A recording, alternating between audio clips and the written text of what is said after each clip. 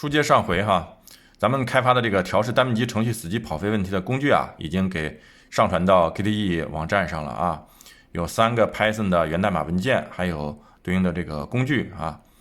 新的版本啊，做了一些改进。原来呢，还需要我们手动的去加载代码工程里面的 map 文件、href 文件。现在呢，只需要加载对应的代码工程 Q 目录就可以了啊。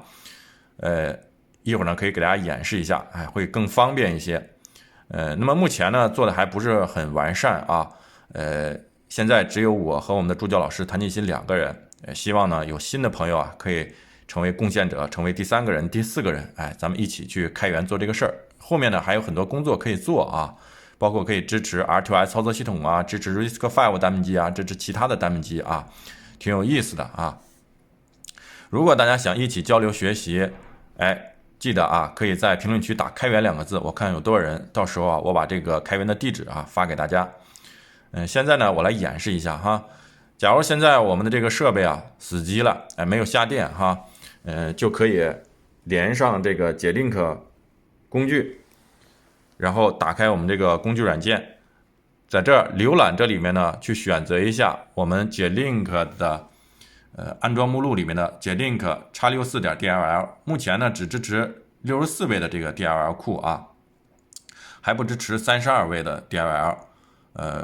然后再选择一下我们的 Q 的代码工程目录，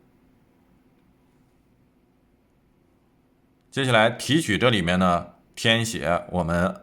这个单本机的内存的起始地址，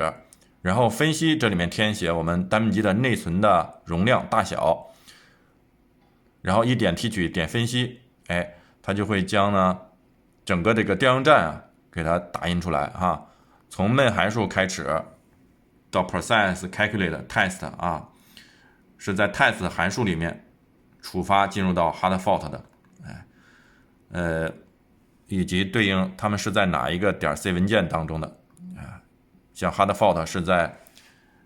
it.c 里面啊，其他的函数呢是在 main.c 里面。目前呢做的还不是很完善啊，具体的哪一行 C 代码还显示不出来，所以很多工作还需要我们去做。如果大家想要一起开源学习啊，记得可以在评论区打开源2个字，我把地址发给大家。